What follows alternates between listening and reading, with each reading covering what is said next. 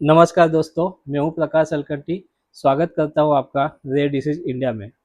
दोस्तों, आज के इस पॉडकास्ट में हम जानेंगे कि रेयर डिसीज होता क्या है और क्या इसका इलाज संभव है। ऐसे कौन कौन से सिम्टम्स होते हैं जिससे हमें पता चले कि किसी व्यक्ति को रेयर डिसीज है।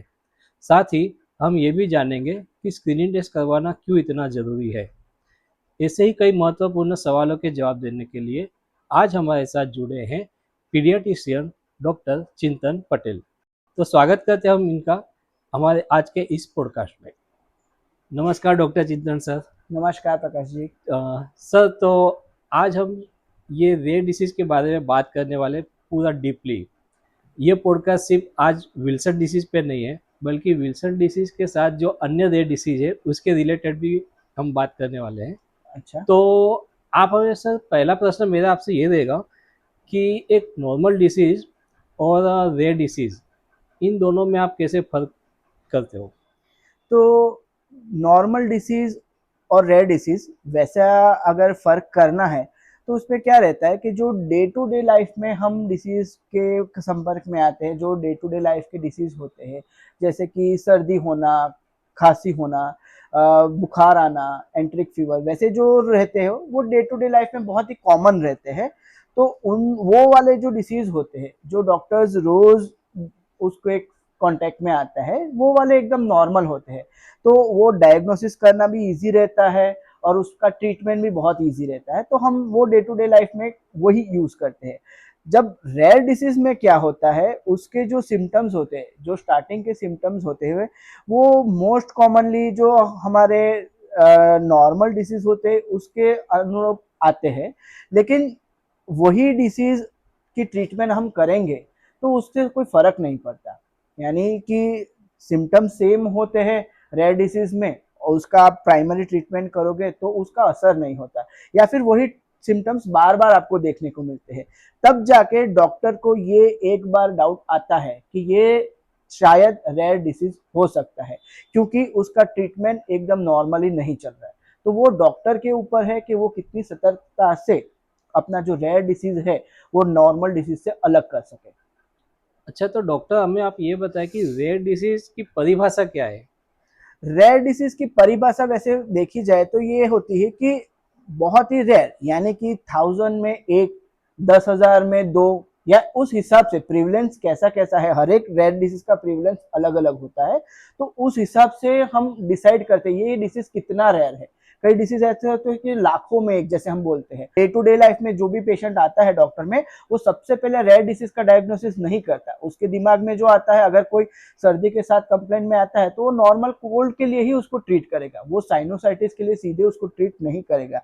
उसको ये नहीं लगेगा कि और कोई रेयर डिसीज भी उसके साथ जुड़ा हो सकता है। तो सबसे पहले डॉक्टर जो है कि वो नॉर्मल जो डिसीज होता है उसके लिए ट्रीट करता है। और जैसे कि आपने बताया कि रेयर डिसीज की परिभाषा, तो उसमें हर एक डिसीज के लिए उसका जो प्रेवलेंस होता है वो अलग अलग होता है। तो उसी के लिए हम लोग उसको रेयरिटी बोलते हैं, क्योंकि वो आमतौर पे या फिर रोजिंदा डॉक्टर के क्लिनिक में वो डिसीज नहीं देखने को मिलता। अच्छा सर, तो यानी कहने का मतलब ये हुआ कि कुछ कुछ रेयर डिसीज होते हैं जो जेनेटिकल प्रॉब्लम से आते हैं, जेनेटिक म्यूटेशन से होता है, कुछ कुछ होता है कि मेटाबॉलिज्म से होता है। क्या इसी टाइप्स के आप अलग अलग रेयर डिसीज होते हैं? हाँ, तो रेयर डिसीज मोस्टली जेनेटिक होते हैं। जेनेटिक होते हैं और उसमें क्या होता है कि उसके जो सिम्टम्स आना वो वेरी करता है। यानी कई जेनेटिक डिसीज होते हैं उसके सिम्टम्स बाय बर्थ देखने को मिलते हैं। कई जेनेटिक डिसीज ऐसे होते हैं जो थोड़ी उम्र के बाद, यानी बच्चा जैसे जैसे बड़ा होता है उसके बाद आता है। और कई जेनेटिक म्यूटेशंस ऐसे होते हैं जो बच्चा जन्म के समय पे बराबर रहता है, उसके बाद म्यूटेशन आने पे उसको वो लक्षण दिखाई दे। तो वो किस एज में कौन से लक्षण दिखेंगे वो डिपेंड करता है जेनेटिक डिसीज के ऊपर, कि वो कौन सा डिसीज है और वो कब हमको दिखेगा। तो अभी हम शुरू करते हैं विल्सन डिसीज के बारे में। अच्छा। आप हमें बताइए कि विल्सन डिसीज को रेयर क्यों कहा गया है और इसके सिम्टम्स क्या क्या होते हैं? अच्छा, तो विल्सन्स डिसीज एक जेनेटिक डिसीज है, उसको रेयर डिसीज बोला जाता है। पर बच्चों में काफी हद से वो डायग्नोसिस होता है, बड़ों में भी डायग्नोसिस हो सकता है, बहुत ही माइनर अगर म्यूटेशन है तो। अब विल्सन डिसीज एक मेटाबॉलिक डिसऑर्डर है, और वो मेटाबॉलिक डिसऑर्डर होने का रीजन उसका जेनेटिक म्यूटेशन है। एटीबी म्यूटेशंस होते हैं, उसकी वजह से ये विल्सन्स डिसीज होता है। अब ये विल्सन्स डिसीज एक्चुअल में होता क्या है, उसमें हमारे शरीर में जो कॉपर होता है, वो उसका जो एक्सक्रीशन होना चाहिए, शरीर से बाहर कॉपर जाना चाहिए, वो नॉर्मल से नहीं होता, यानी एकदम एबनॉर्मल होता है। तो उसमें क्या होता है कि हमारे बॉडी में डिफरेंट ऑर्गन है, उसमें कॉपर का एक्यूमुलेशन यानी उसका भरावा चालू हो जाता है। जैसे कि मान लो लीवर है, आंख है, ब्रेन है, वैसी जगह पे कॉपर जमा होना चालू हो जाता है, और जो कॉपर एक्सक्रीट होना चाहिए वो हो नहीं पाता। तो कॉपर अंगों में जमा होने की वजह से जो अंग का काम होना चाहिए वो अच्छे से नहीं होता। उसकी वजह से धीरे धीरे करके वो अंग का जो मेटाबॉलिज्म होना चाहिए वो अच्छे से नहीं होता, और अंग का जो काम होना चाहिए वो अच्छे से नहीं होता। तो उस हिसाब से क्या होता है कि कई बार लीवर से ये चीज स्टार्ट होती है। तो सबसे पहले विल्सन्स डिसीज में हमको जो सिम्टम्स दिखते हैं कि बार बार पीलिया होना, या फिर भूख कम लगना, इरिटेबल थोड़ा बिहेवियर हो जाना, ये जो चीजें होती है वो दिखने को मिलती है। बाकी विल्सन्स डिसीज के जो सिम्टम्स होते हैं वो बच्चों की उम्र के साथ हमको दिखाई देते हैं। अब जैसे हमने पहले बात किया कि नॉर्मल डिसीज और एबनॉर्मल में क्या कैसा अंतर होता है, तो मान लो कि विल्सन्स डिसीज में भी पेशेंट को पीलिया होता है, और नॉर्मल हाइपर बिलिरुबिन भी होता है, या फिर जॉन्डिस होता है, उसमें भी होता है। नॉर्मली जो जॉन्डिस होता है हम उसको ट्रीट करते हैं तो वो इजीली ट्रीटेबल होता है। जबकि विल्सन्स डिसीज का अगर ये जॉन्डिस हो रहा है तो उसमें क्या होगा कि नॉर्मल ट्रीटमेंट के बाद भी वो रिकरेंट होता रहेगा। यानी अगर आज ट्रीट किया है, जॉन्डिस ठीक हो गया, थोड़े दिनों के बाद या थोड़े महीनों के बाद फिर से वो रिकरेंट होता है। तो अगर ऐसा एक ही साल में 2 से 3 बार अगर हो रहा है तो फिर डॉक्टर को और जांच करनी चाहिए। डॉक्टर के मन में ये आना चाहिए कि शायद ये एबनॉर्मल डिसीज या फिर रेयर डिसीज हो सकता है, क्योंकि जब तक डॉक्टर के मन में ये सवाल नहीं आएगा तब तक डॉक्टर आगे उसके लिए टेस्ट नहीं करेगा। डॉक्टर जब तक वो टेस्ट नहीं करेगा तब तक उसका डायग्नोसिस नहीं होगा, डायग्नोसिस नहीं होगा तब तक उसका जो प्रॉपर ट्रीटमेंट होना चाहिए वो नहीं होता। तो विल्सन्स डिसीज में यही चीज होती है कि जैसे बताया कि कॉपर लीवर में जमा हो गया, ब्रेन में जमा हो गया, आंख में जमा हो गया, तो उसकी वजह से डिफरेंट डिफरेंट उसके सिम्टम्स देखने को मिलते हैं। तो ये सारी चीजें जो होती है ये विल्सन्स डिसीज में हम देख सकते हैं।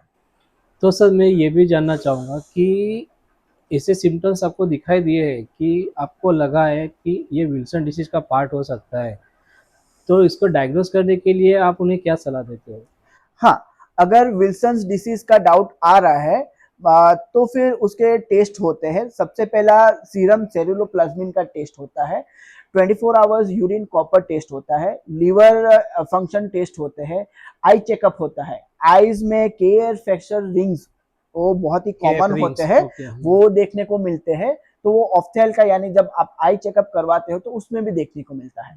तो ये जो बेसिक चीज है हमारे विल्सन्स डिसीज के लिए उसके लिए है। अगर इसमें कुछ ना कुछ हमको एबनॉर्मलिटी मिलती है तो फिर हम हायर उसके टेस्ट कर सकते हैं। सर तो जैसे कि आपने अभी बताया कि विल्सन डिसीज के जो सिम्टम्स होते हैं यानी कॉपर मेटाबॉलिज्म हो गया है, वो लीवर में हो गया है, ब्रेन में हो गया, और कैप रिंग दिखाई देता ये है, ठीक है। तो मैंने ऐसा पढ़ा है कि जो न्यूरोलॉजिकल सिस्टम होता है, न्यूरोलॉजिकल में ब्रेन में जमा होता है हाँ कॉपर, तो इसके साइड इफेक्ट बहुत ज़्यादा हो जाता है, हाँ और अगर उसका सही से सही वक्त पर इलाज नहीं किया तो हो सकता है एबनॉर्मल बच्चा हो जाता है या फिर उसकी डेथ भी हो जाती है। तो आप हमें जब सविस्तर बताइए कि इसके बारे में जागरूकता लाने के लिए हमें क्या करना चाहिए? हाँ। तो जैसे कि विल्सन्स डिसीज में न्यूरोलॉजिकल मैनिफेस्टेशंस आना कॉमन चीज होती है। अब सबसे पहले होता क्या है कि जब भी न्यूरोलॉजिकल मैनिफेस्टेशंस आते हैं, और जैसे कि बच्चा नॉर्मली ग्रोथ कर रहा होता है, तो न्यूरोलॉजिकल जैसे मैनिफेस्टेशन आने में आपको क्या दिखाई देता है, तो बच्चों का जो स्कूल परफॉर्मेंस होता है वो कम होता है, बच्चा एकदम इरिटेबल हो जाता है, कई बार स्कूल से पेरेंट्स को कंप्लेन आते हैं कि बच्चा पढ़ने में ठीक नहीं है या फिर लेजी हो रहा है, बच्चे की हैंडराइटिंग थोड़ी वीक हो रही है या फिर वैसे सिम्टम्स है। और ये न्यूरोलॉजिकल मैनिफेस्टेशन बहुत ही रेयर नहीं होते। ये जो मैनिफेस्टेशंस होते हैं उसकी रेंज काफ़ी बड़ी होती है। So you can not predict कि यही चीज़ होगा और अगर हैंड राइटिंग खराब है तो उसको विल्सन्स डिसीज ही है, वैसा नहीं कर सकते। पर इन जनरल मैं क्या बोल रहा हूँ कि जैसे कि न्यूरोलॉजिकल आपके मैनिफेस्टेशन होना चालू हो रहे हैं, तो पेरेंट्स और टीचर्स दोनों का ये रिस्पॉन्सिबिलिटी होती है कि आप उनसे कहिए कि एक बार आप अपने पीडियाट्रिशियन से कांटेक्ट करिए। पीडियाट्रिशियन उसको चेक करेगा या फिर पीडियाट्रिक न्यूरोलॉजिस्ट के पास भेजेगा, अगर ज़रूरत पड़ी तो साइकोलॉजिस्ट के पास भेजेगा। पर अभी ये चीज़ में क्या होता है कि पेरेंट्स थोड़े रिलेक्टेंट हो जाते हैं। जैसे ही उनको ये काउंसलिंग और ये सब चीज़ों का हम लोग बोलते हैं, तो उनको ऐसा लगता है कि नहीं नहीं हमारा बच्चा ठीक है, हमारे बच्चे को कोई मगज की बीमारी नहीं है, वैसा नहीं है। तो पॉइंट यहाँ पे ब्रेन डेवलपमेंट कैसा है, मगज की बीमारी है या नहीं, वो नहीं होता। इट इज जस्ट मैटर कि वो एक मैनिफेस्टेशन है। तो जैसे कि उसका चिड़ियापन हो गया है, इरिटेबल हो रहा है पूरे घर में, उसको अच्छे से नहीं माँ बाप पे कोई, भी वो गुस्सा गुस्सा हाँ, करने लग जाता है, अगर ये सब इरिटेट हो चीजें जाता हो रही है तो उसका मतलब ये नहीं है कि बच्चा अपने हाथ से जा रहा है या फिर है। वो कुछ अलग चीज कर रहा है, बच्चा खेलने में अच्छा नहीं, वैसा कुछ नहीं रहता। वो एक डिसीज का मैनिफेस्टेशन हो सकता है। तो सबसे पहले हम कुछ जजमेंट के ऊपर पहुंचे, उससे पहले उसका एक बार अगर ढंग से इवेल्युएशन हो जाए तो शायद ये जो रेयर डिसीज है वो हम पकड़ सकते हैं।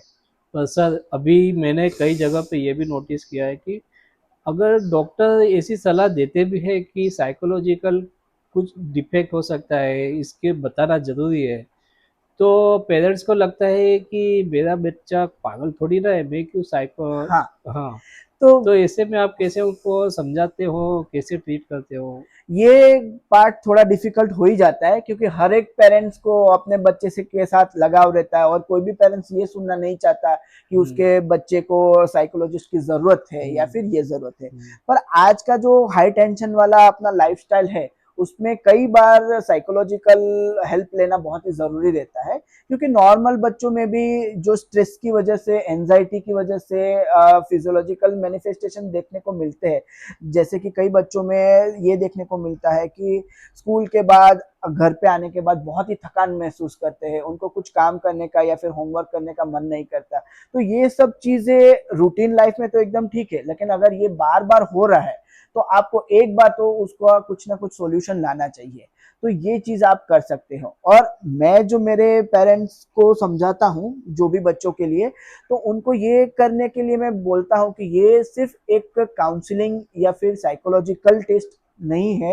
यानी ऐसा मैं नहीं बोल रहा हूँ कि ये हो सकता है, लेकिन उनको पूरा डिसीज के बारे में या फिर उनको पूरा सिस्टम के बारे में समझाना पड़ता है जी, कि कोई भी रेयर डिसीज है तो उसका एक मैनिफेस्टेशन ये हो सकता है। और उसके लिए सीधा आपको ये करने की जरूरत नहीं है, जैसे कि हम लोग आज विल्सन्स डिसीज के पे ज्यादा बात कर रहे तो, कि विल्सन्स डिसीज के बच्चे को अगर साइकोलॉजिस्ट के पास भेजना है तो सबसे पहले उसका जो बाकी टेस्ट है वो आप कर लो।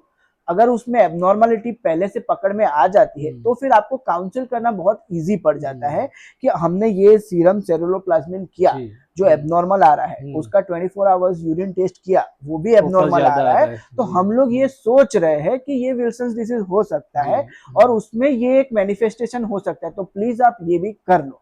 तो हुँ, ये समझ में आता है। और कई बार उल्टी चीज भी होती है कि स्कूल से सीधा साइकोलॉजिस्ट के पास भेज दिया जाता है बच्चे को। हुँ। अब साइकोलॉजिस्ट उसकी तरफ से देखता है लेकिन उसको कुछ समझ उसको में नहीं नहीं आता समझ में क्योंकि आएगा वो कि साइकोलॉजिकल हाँ, डिसऑर्डर नहीं होता है। हाँ, तो वहां पे होता है फिर पेरेंट्स और स्कूल के बीच में ही होता है कि स्कूल वाले ऐसा हमको बस रेफर करते रहते हैं और उसमें कुछ होता नहीं। साइकोलॉजिस्ट अपनी जगह पे बराबर होता है, हुँ, लेकिन वो टाइम पे एक पीडियाट्रिशियन का या फिर पीडियाट्रिक जी, न्यूरोलॉजिस्ट का रोल आता है हुँ, कि अगर ऐसा हो रहा है हुँ, और बच्चे में आपको वो सिम्टम्स मिल रहे हैं, यानी हुँ, साइकोलॉजी कंसल्टेशन के बाद भी अगर बच्चे में वो सिम्टम्स मिल रहे हैं तो फिर आपको एक बार उसका चेकअप करवाना चाहिए। अगर ये पूरी हिस्ट्री आप पीडियाट्रिक को बताते हो तो हुँ। फिर वो डॉक्टर शायद उसका कुछ और आगे का सोच सके और ये सारे जो टेस्ट है तो वो कर सके। तो इसका मतलब ये हुआ कि जब स्कूल में अगर बच्चे को कोई साइकोलॉजिकल प्रॉब्लम होता है, तो ऐसा ज़रूरी नहीं है कि उसको साइकोलॉजिकल डॉक्टर को ही बताना है, पीडियाट्रिशियन डॉक्टर का भी इसमें बहुत बड़ा बड़ा रोल होता है। यस। क्योंकि उनसे ही हमें पता चलेगा कि इस बच्चे की जो सिम्टम्स है वो रेयर डिसीज को मिलते हैं या या नहीं नहीं है। मिलते। सर आजकल हम ये देख रहे हैं कि जागरूकता बहुत बढ़ गई है, तो ड्यूरिंग प्रेगनेंसी भी बहुत सारी महिला ऐसी होती है कि वो अपने बच्चे को बहुत केयर करती है। हाँ। वो सोचती है कि मेरा आने वाला जो बच्चा है वो अच्छा तंदुरुस्त ही होना चाहिए। तो क्या आपके यहाँ पे कोई ऐसे प्रेग्नेंट वुमन आते हैं जो अपने बच्चे का पहले से ही इलाज करवाना चाहती है ड्यूरिंग प्रेगनेंसी कि आने वाला बच्चा कैसा होगा, उसको कोई प्रॉब्लम तो नहीं है? अच्छा, तो इसमें ये जो क्वेश्चन है वो एक्चुअली पीडियाट्रिशियन के लिए नहीं होता है, इसमें फीटल मेडिसिन एक ब्रांच है वो रहता है। तो उसमें क्या होता है, एंटीनेटली यानी जब भी कोई महिला प्रेग्नेंट होती है तो एंटीनेटली महिला के टेस्ट होते हैं, जैसे कि सोनोग्राफी होता है, बाकी बायोमार्कर्स होते हैं, तो वो वाले टेस्ट होते हैं। अब ये टेस्ट में अगर कोई कुछ एबनॉर्मलिटी आती है तो उनका जो रिपोर्ट है वो हमको दिखाया जाता है, और वो रिपोर्ट में क्या है वो हम देख के उनको इंटरप्रेट करके आने वाले बच्चे में क्या बीमारी हो सकती है, उसको कितना डेंजर हो सकता है, उसका प्रोग्नोसिस कैसा है, यानी बच्चा बाहर आने के बाद कैसा उसका लाइफ होगा, क्या हमको उसका प्रोग्नोस्टिकेट करना है, वो सारा जो काउंसलिंग है वो एक पीडियाट्रिशियन करता है। और उसमें कई बीमारियां ऐसी है कि जैसे कि हमारे ये एरिया में कॉमन चीज होता है सिकल सेल। तो सिकल सेल के लिए हम लोग पहले से ही उसका टेस्ट करके रखते हैं, जब भी महिला प्रेग्नेंट होती है तब उनका कोरियोनिक विलाई सैंपलिंग करना होता है, और वो टेस्ट के बाद हमको समझ में आता है कि आने वाला जो बच्चा है उसमें भी सिकल डिसीज है या नहीं, सिकल डिसीज है या ट्रेट है। तो ये तो एक एग्जाम्पल है, वैसे कई हम लोग जेनेटिकल बीमारियां जो होती है वो भी कर सकते हैं। और अगर उसमें कुछ म्यूटेशन आया तो फिर हमारा ये रिस्पॉन्सिबिलिटी होता है कि पेरेंट्स को काउंसलिंग करें, और फिर पेरेंट्स को काउंसलिंग करने के बाद वो पेरेंट्स का डिसीजन होता है कि उनको वो प्रेगनेंसी कंटिन्यू करनी है, नहीं कंटिन्यू करनी है। तो ये सारी चीजें होती है। तो आजकल जो मेडिकल एडवांसेस है उसमें फिटल मेडिसिन का ये रोल होता है, फिटल मेडिसिन पूरा ये काउंसलिंग करते हैं और पीडियाट्रिशियन के पास रेफर करते हैं, और पीडियाट्रिशियन फिर उनको एक पूरा पिक्चर दिखाते हैं कि ये डिसीज अगर आपका है तो बच्चा ऐसा ऐसा हो सकता है। क्योंकि पीडियाट्रिक का रोल होता है बच्चा बाहर आने के बाद कैसा जी। ग्रो करेगा। तो पेरेंट्स का ये सवाल रहता है कि उनको डिसीज से कुछ मतलब नहीं होता, उनका एक ही सवाल है कि हमारा बच्चा ग्रो कैसा करेगा, उसको आगे जाके क्या तकलीफ हो सकती है, और उसका ट्रीटमेंट अवेलेबल है नहीं है, अगर है तो भी कितना कॉस्टली रहेगा। ये सब जो क्वेश्चंस होते हैं वो उनमें जानने की जिज्ञासा रहती है, तो वो हम सब उसका अटेंड करते हैं। सर विल्सन डिसीज में कॉपर मेटाबॉलिज्म होता है। कॉपर जैसे कि आपने पहले ही बताया कि कॉपर लिवर में, ब्रेन में या आइस में जमा होने लग जाता है।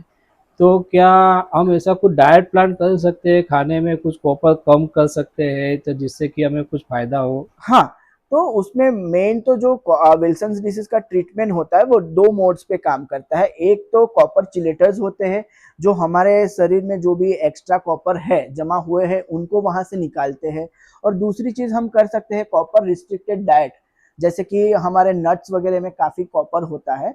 तो कॉपर जिन जिन डाइट में यानी जिन जिन खाने की चीजों में ज्यादा है वो सब हमको रिस्ट्रिक्ट करना चाहिए। अब ये एक बहुत बड़ा टॉपिक हो जाता है कि विल्सन्स डिसीज में कौन सा न्यूट्रिशन करना चाहिए, बट मैं इन शॉर्ट आपको जो बेसिक चीज बताना चाहता हूँ वो है कि विल्सन्स डिसीज में कॉपर हमारी बॉडी में एक्यूमुलेट होता है। तो हमारा प्रयत्न ये होना चाहिए कि हमारे बॉडी में जो भी एक्स्ट्रा कॉपर है वो एक्यूमुलेट ना हो। तो उसके लिए हमको आयन चिलेटर्स जो हमारे पीडियाट्रिशियंस है वो स्टार्ट कर देते हैं। तो उसकी वजह से क्या होता है, जो भी अधिकतर कॉपर जमा हुआ रहता है जैसे कि लीवर में जमा होता है, ब्रेन में जमा होता है, तो वो सारा जो है वो निकलना चालू हो जाता है। तो वो हमको एक मेंटेनेंस डोज पे रखना रहता है ताकि कोई भी कॉपर हमारा एक्यूमुलेट ज्यादा ना हो। और दूसरी चीज ये ध्यान रखनी है कि हमारा जो भी डाइट रहेगा उसके अंदर कोई भी एक्स्ट्रा कॉपर ना आए, तो वो हम कर सकते हैं।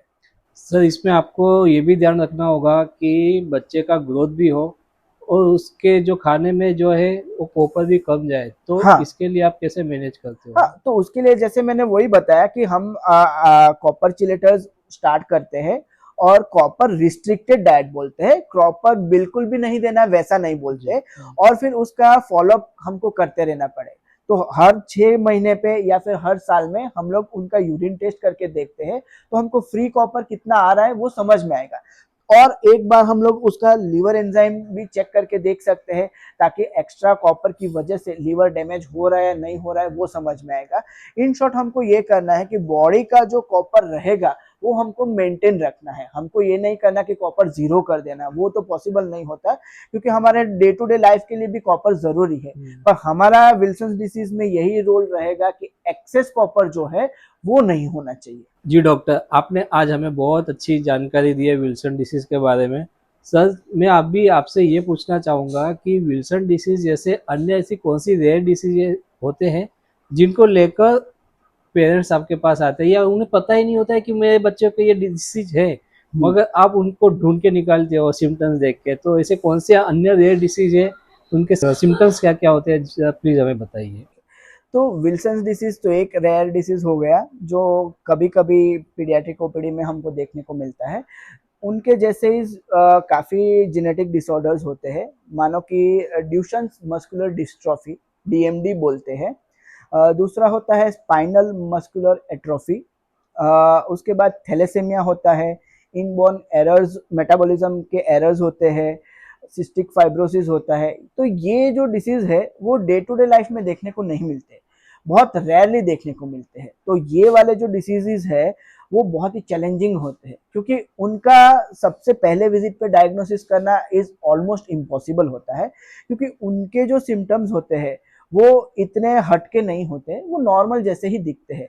लेकिन अगर हम लोग उसका टेस्ट करेंगे तो हमको पता चलेगा। अब टेस्ट क्यों करना है तो वो डॉक्टर के ऊपर रहेगा। अब टेस्ट एक्स्ट्रा लिखेंगे डॉक्टर तो पेशेंट को ये होगा कि ये नॉर्मल सर्दी खांसी हुई, उसमें भी ये वाले टेस्ट क्यों करा रहे हो। तो डॉक्टर के लिए एक बहुत बड़ी चैलेंज हो जाती है कि कौन से पेशेंट में कौन सा टेस्ट करना चाहिए। बट उसी के लिए हम लोग ये चीज कर सकते हैं कि स्क्रीनिंग टेस्ट बोलते हैं। तो स्क्रीनिंग टेस्ट का एक बहुत ही अच्छी चीज होती है कि डिसीज होने से पहले हम उसको पकड़ सकते हैं। अब स्क्रीनिंग टेस्ट का ये अच्छी बात है, लेकिन दूसरी बात ये होती है कि पेरेंट्स को कन्विंस करना। तो पेरेंट्स को कन्विंस करने में क्या होता है कि जैसे कि हम लोग करते हैं कि जैसे ही कोई भी न्यूबॉर्न आता है तो हम लोग उनका उसी दिन पे यानी फर्स्ट वीक ऑफ लाइफ में ही उसका स्क्रीनिंग कराते हैं, न्यूबॉर्न स्क्रीनिंग बोलते हैं, तो वो कराते हैं। तो कई पेरेंट्स को यही क्वेश्चन होता है कि हमारा बेबी तो एकदम नॉर्मल होता है, फिर ये सब टेस्ट क्यों करा रहे हो। तो नॉर्मल होना जन्म पे वो अच्छी बात है, हम लोग भी अप्रिशिएट करते हैं, लेकिन हमारा काम ही ये है कि जो ऐसे रेयर वाले डिसीज है वो भी मिस ना हो। अगर हमको वो मिस नहीं करने हैं तो फिर स्क्रीनिंग करना पड़ेगा। और स्क्रीनिंग हेल्दी बच्चों का ही किया जाता है। कोई भी एबनॉर्मल अगर सिम्टम्स आ रहे हैं तो फिर उसका तो हम लोग स्पेसिफिक टेस्ट करते हैं। लेकिन अगर आपको या मुझे कोई डिसीज है या नहीं अगर वो जानना है तो हमको उसके लिए स्क्रीनिंग करना पड़ेगा। तो ये एक क्या होता है कि स्क्रीनिंग टेस्ट आजकल बहुत ही प्रिवलेंट हो रहा है इंडिया में भी। वेस्टर्न कंट्रीज में बहुत पहले से ये दौर चल रहा है। तो उनके यहाँ पे जो टेस्ट होते हैं वो इंश्योरेंस में पूरे कवर्ड होते हैं, तो इसकी वजह से टेस्टिंग उनका ज्यादा होता है। बट उनका जो रेयर डिसीज का डायग्नोसिस होता है वो भी ज्यादा रहता है, तो कोई मिस नहीं होता। अब हमारे यहाँ पे क्या है कि स्क्रीनिंग बहुत ही कम हो रहा है अभी, तो अभी धीरे धीरे बढ़ रहा है, लेकिन अभी भी वो बहुत कम हो रहा है। तो स्क्रीनिंग अगर कम करेंगे तो क्या होगा, जब बच्चा बड़ा होगा और जब उसको कोई तकलीफ होगी तब पेरेंट्स आते हैं, और उसमें फिर डायग्नोसिस में थोड़ा डिले हो गया तो क्या होता है कि डिसीज प्रोग्रेशन काफी हद तक बढ़ जाने के बाद उसका डायग्नोसिस होता है और उसके बाद ट्रीटमेंट चालू होता है। तो हम जो पहले से ही बोलते हैं कि prevention is better than cure, तो प्रिवेंशन करने के लिए हमको ये स्क्रीनिंग टेस्ट करना बहुत ही जरूरी रहता है। तो स्क्रीनिंग टेस्ट करना चाहिए। और इसीलिए हमारे यहाँ पे जो भी पेरेंट्स आते हैं, मेरा ये मानना रहता है कि अगर कोई सेम कंप्लेंट के साथ 2 से 3 बार आ रहा है तो फिर मैं थोड़ा हटके उसके ऊपर डिसाइड करता हूँ, और उसके लिए जो भी अप्रोप्रिएट टेस्ट रहते हैं वो मैं ऑर्डर करता हूँ। तो उसी हिसाब से हमको करना चाहिए। जैसे कि पहले साल की बात करें तो बच्चा 6-7 महीने पे अच्छे से बैठना चालू कर देता है। अगर वो उसका माइलस्टोन डिले हो रहा है, जबकि 8-9 महीने हो गए बच्चा बैठ नहीं रहा है, 3.5 महीने के बाद उसका नेक होल्डिंग आना चाहिए, वो अगर नहीं हो रहा है, चलने में उसको डिले हो रहा है, स्पीच डिले हो रहा है, या फिर और कोई भी डेवलपमेंटल माइलस्टोन डिले है, तो ये क्लू मिल सकता है कि हाँ ये कोई तो भी एक डिसीज हो सकता है। तो उसके ऊपर अच्छे से फिर न्यूरोलॉजिकल एग्जामिनेशन भी होना चाहिए और उसके अप्रोप्रिएट टेस्ट भी होने चाहिए। उसी तरह से अगर बच्चों में और कोई सर्दी खांसी फर्स्ट ईयर में बार बार हो रहा है। सर मैं आपको एक सवाल ये पूछना चाहूँगा कि ये जो स्क्रीनिंग टेस्ट है वो बच्चा पैदा होने के बाद तुरंत करना चाहिए, जिसकी या जैसे कि आपने अभी सिम्टम्स बताए 6 महीना 7 महीना उसके बाद करना चाहिए? तो कई ये बेसिक चीज जो होती है, ब्लड डिसऑर्डर्स होते हैं और जेनेटिक डिसऑर्डर्स होते हैं, तो वो टेस्ट तो जितना जल्दी हो सके उतना करना चाहिए। तो हम लोग तो यही एडवाइस करते हैं फर्स्ट वीक ऑफ लाइफ, जैसे ही बच्चा पैदा होता है फर्स्ट वीक ऑफ लाइफ में सर्टेन नंबर्स ऑफ ये जेनेटिक डिसऑर्डर टेस्टिंग का अभी तो किट ही मिलता है, तो वो हम अगर कर लेते हैं तो बेसिक वो एरिया में जो भी प्रेवलेंट जेनेटिक डिसऑर्डर है उसमें कोई बच्चे में तकलीफ है या नहीं वो समझ में आ जाती है। तो वो वाले टेस्ट जो है वो तो जितना जल्दी हो सके उतना आप कर सकते हो। अभी आप हमें ये भी बताइए कि ये स्क्रीनिंग टेस्ट का खर्चा कितना हो सकता है और इसके टेस्ट कैसे करवाए जा सकते हैं? ओके, तो स्क्रीनिंग टेस्ट में जो हम लोग प्रेफर करते हैं वो ब्लॉटिंग पेपर का यूज करके जो करते हैं वो होता है। तो उसमें क्या होता है कि जो भी न्यूबॉर्न बेबी आता है उसका हिल प्रिक करते हैं, जो पैर में जो हिल का पार्ट होता है वहां पे उसको प्रिक करते हैं और वहां से जो खून होता है वो ब्लॉटिंग पेपर पे लेते हैं, वो ड्राई हो जाता है और वो हम लोग लैब में भेजते हैं और उसमें से फिर टेस्ट होके आते हैं। तो ये एक मेथड हो गया, ये एक बहुत ही रूटीन मेथड है स्क्रीनिंग टेस्ट करने के लिए और वो बहुत ही सेफ रहता है न्यूबॉर्न्स के लिए। उसके साथ साथ दूसरा चीज होता है हमको हियरिंग चेकअप और ये आई चेकअप भी करवाना चाहिए। हियरिंग में ओई टेस्ट होता है, ठीक है, ऑटो इमेटिक टेस्टिंग होता है ये। अगर ये टेस्ट फेल होता है तो फिर हम उसका ऊपर का बेरा टेस्ट भी कर सकते हैं। लेकिन इससे क्या होता है कि बच्चा अच्छे से सुन सकता है या नहीं सुन सकता वो हमको समझ में आता है। अब जब बच्चा पैदा होता है तो वो खुद से बोलेगा नहीं, ठीक है। और हियरिंग में एक चीज इंपॉर्टेंट होती है, सिर्फ सुनाई देना जरूरी नहीं होता, कौन से डिग्री पे सुनाई दे रहा है वो बहुत जरूरी है। यानी बच्चा पूरे डेसिबल में सुनना चाहिए। अब वो लो फ्रीक्वेंसी भी उसको सुनाई देनी चाहिए, हाई फ्रीक्वेंसी भी सुनाई देनी चाहिए, या फिर अगर उसमें डेफनेस है तो वो कितने डिग्री की डेफनेस है वो भी पता चलनी चाहिए। तो ये सारी चीजें हम लोग सिर्फ टेस्ट करके ही पता कर सकते हैं। तो उसके लिए हियरिंग स्क्रीनिंग टेस्ट भी बहुत जरूरी होता है। जो बच्चे हाई रिस्क प्रेगनेंसी वाले होते हैं यानी कि IUGR बच्चे होते हैं जिनका गर्भ में ही जो ग्रोथ होना चाहिए वो कम होता है, वो वाले बच्चे हैं। जो बच्चे को जन्म के बाद ही NICU एडमिशन लगा हो, जो NICU में शिफ्टेड हो, वो बच्चे, जिनको पीलिया हुआ हो, वो वाले बच्चे, जिनको मेनिंजाइटिस हुआ हो, तो ये सारे जो केसेस है उनमें हियरिंग टेस्ट का बहुत ही बड़ा रोल रहता है, क्योंकि उनमें जो भी है वो ब्रेन के साथ ही लिंक्ड होता है। तो ये वाले जो हाई रिस्क पेशेंट है उनमें हियरिंग टेस्ट भी बहुत इंपॉर्टेंट रहता है। उसके साथ साथ हम लोग ये आई चेकअप भी कर सकते हैं। आई चेकअप के अंदर ROP बोलते हैं, रेटिनापैथी ऑफ प्रीमेच्योरिटी, ठीक है। तो ये वाले चेकअप भी करा सकते हैं। जो बच्चे प्रीटर्म रहते हैं जिनका बर्थ वेट बहुत ही कम रहता है वो वाला का हम लोग ROP चेकअप भी कराते हैं। तो ROP चेकअप में भी उनका रेटाइना बराबर से बना है या नहीं वो हमको समझ में आता है। अगर कई बार वो अच्छे से नहीं ग्रो कर रहा है तो फिर ऑप्थेल्मोलॉजिस्ट उनके अंदर इंजेक्शन का हमको एडवाइस देता है, या फिर लेजर ट्रीटमेंट के ऑप्शंस होते हैं। तो ये सारे ऑप्शंस भी हम कर सकते हैं और उससे जो हमारे ये डिसीज होते हैं वो क्योर हो सकते हैं। और अब इसमें खर्चे की अगर बात करें तो ये डिपेंड्स कि वो कितने डिसीज के लिए आप उसका टेस्ट करवा रहे हो। अगर स्क्रीनिंग मान लो कि 5 से 6 डिसीज के लिए हो रहा है तो वो 5 से 7 हज़ार के बीच में हो सकता है। अगर स्क्रीनिंग डिसीजेस की संख्या ज्यादा है, जैसे कि 10-12 डिसीज हो जाते हैं, तो फिर उसका जो अमाउंट है वो 10 हज़ार तक भी जा सकता है। अच्छा, तो ये तो बात ये हुई कि जो बच्चे की सालगिरह करते हैं हम लोग, जो पेरेंट्स उसमें जो खर्चा करते हैं उससे भी कम खर्चे में ये स्क्रीनिंग टेस्ट हो रहा है। यस। तो सारे पेरेंट्स को ये ध्यान में रखना चाहिए कि डॉक्टर आपको अगर सलाह देते हैं स्क्रीन टेस्ट करवाना तो उसके साथ उनका कोई कमीशन जुड़ा हुआ है, ये हर बार पॉसिबल नहीं है। वो आपके बच्चों के लिए ही ऐसा बोल रहे हैं ताकि आपके बच्चों की हेल्थ अच्छी रहे, वो अच्छा बड़ा हो सके। तो 5-10 हज़ार के लिए आप ऐसे विचार मत लाइएगा, और अपने बच्चों से आप प्यार करते हो तो उसकी देखभाल भी आपको करना ज़रूरी है, तो ऐसे छोटे-मोटे खर्चे तो आपको करना पड़ेगा। अच्छा सर, तो अभी आप बताइए कि जो रेयर डिसीज़ के बारे में अभी आपने कुछ देर पहले बताया था हमें, तो उसके रिगार्डिंग थोड़ा डिटेल में हमें बताइए। ठीक है। तो जो भी रेयर डिसीज मैंने बताया, हर एक के सिम्टम्स अलग अलग होते हैं। जैसे कि मैंने बताया ड्यूशन्स मस्कुलर डिस्ट्रॉफी, जी। तो ये डिसीज में क्या होता है कि बच्चे का जो ग्रोथ होता है वो, उसका मांसपेशियां जो होती है वो अच्छे से डेवलप नहीं हो पाते उसमें। ठीक है। और ये भी एक जेनेटिक डिसऑर्डर होता है। उसमें क्या होता है, बच्चा ठीक से चल नहीं पाता, बार बार गिर जाता है, उसको सीढ़ी चढ़ने में तकलीफ होती है। तो ये सारी चीज जो होती है वो जब बच्चा ये चीजें करना स्टार्ट करता है ना, तब पेरेंट्स नोटिस करते हैं और उसके बाद वो कंप्लेन लेके आते हैं कि हमारा बच्चा बार बार गिर रहा है, सीढ़ियाँ चढ़ने में उसको बहुत दिक्कत हो रही है, अगर जमीन पे बैठा है तो उसको जमीन से खड़े होने के लिए बहुत ही तकलीफ हो रही है। तो ये सारे जो चीज होते हैं, ये सिम्टम्स होते हैं, उन सिम्टम्स के साथ पेरेंट्स हमारे पास आते हैं। तो वो टाइम पे ये एक बहुत ही स्पेसिफिक हो जाता है कि अगर ये पेरेंट्स की कंप्लेन है और बच्चा 1-1.5 साल का है या 2 साल का है, जबकि यानी उसको चलना स्टार्ट कर देना चाहिए था, अगर नहीं हो रहा है तो फिर हम लोग ये डुशेंस मस्कुलर डिस्ट्रॉफी के बारे में भी सोचते हैं, क्योंकि ये जो रेयर डिसीज है वो बच्चों में बहुत कॉमनली देखने को मिलता है। तो ये एक चीज हो जाती है।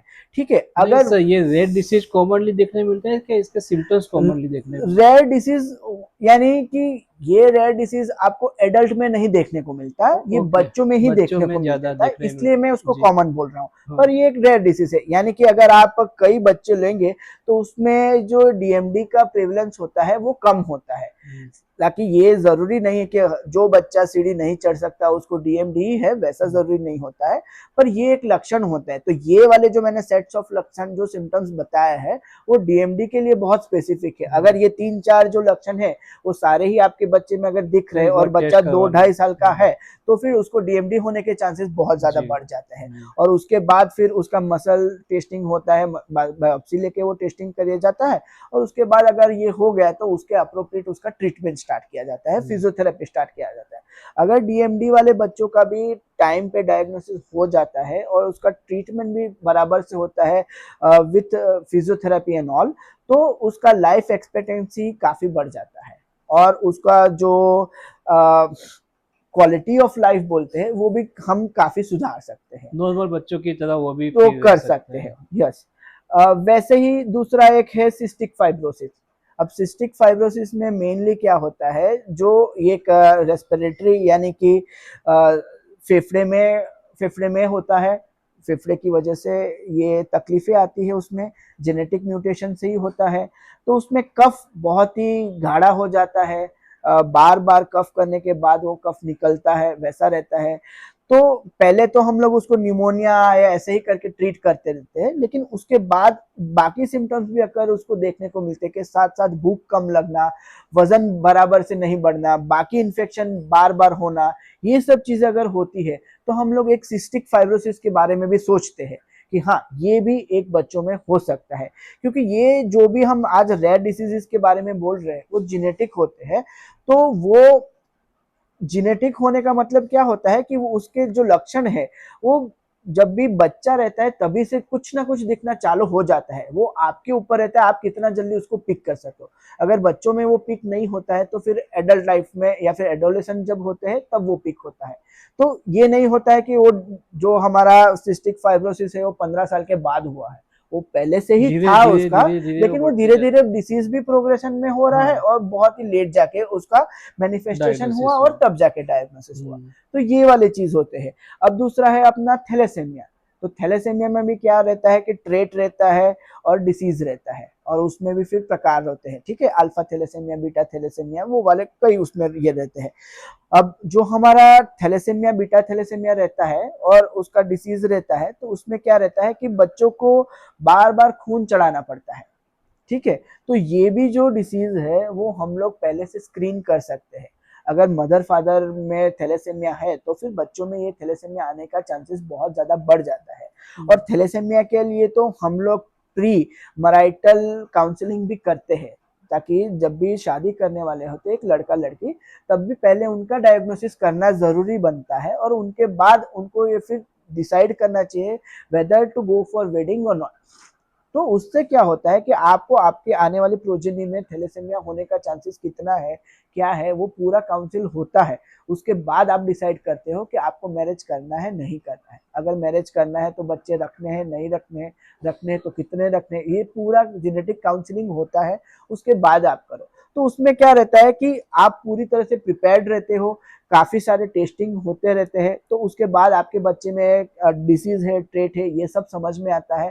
तो अकॉर्डिंगली आप पूरा उसका लाइफ एक्सपेक्टेंसी वगैरह प्लान कर सकते हो, तो आपके लिए वो बेटर हो जाता है। तो ऐसे ये जो मैंने 3-4 डिसीज बताए, तो सबके लक्षण जैसे मैंने बताया अलग अलग है, उसका सबका डायग्नोसिस भी अलग अलग होता है और वो सारे जो डिसीज है वो अलग अलग एज पे थोड़े थोड़े होके डायग्नोसिस हो पाते हैं। जैसे मैंने थैलेसेमिया बताया, वो 6 महीने के बाद, बच्चे जब 6 महीने के होते हैं ना, उसके बाद अगर आप उसका सैंपलिंग करोगे, ब्लड सैंपलिंग करोगे, तो हम इजीली उसको डायग्नोस कर सकते हैं कि उसको थैलेसेमिया है या नहीं। इसी तरह से एक और है स्पाइनल मस्कुलर एट्रोफी, एसएमए बोलते हैं हम। उसमें क्या होती है, जो मांसपेशियां होती है वो कमजोर पड़ जाती है, तो बच्चों का जो ग्रोथ है वो इतना अच्छे से नहीं हो पाता है, उनकी मसल मांसपेशियां इतना अच्छे से नहीं बन पाती है, तो उनको ब्रीदिंग में जो सपोर्ट मिलना चाहिए वो नहीं होता है, और जो भी मसल्स का सपोर्ट मिलना चाहिए वो नहीं होता है। तो उनको बार बार रेस्पिरेटरी इन्फेक्शन होते हैं और फिर उनका यही इन्फेक्शन क्लियर नहीं हो पाता और आगे जाके उनका लाइफ एक्सपेक्टेंसी कम हो जाता है। और ये वाले जो डिसीज है वो हम लोग सपोर्टिव ट्रीटमेंट कर सकते हैं, उसका क्योर नहीं होता। तो जैसे कि किसी को स्पाइनल मस्कुलर एट्रोफी है, तो हम लोग सपोर्टिव ट्रीटमेंट करके उसका लाइफ थोड़ा बेटर बना सकते हैं, लेकिन वैसा नहीं है कि उसको पूरा 100% क्योर हो जाएगा, क्योंकि ये जेनेटिक डिसऑर्डर होता है तो वो मैनिफेस्ट तो करता ही है।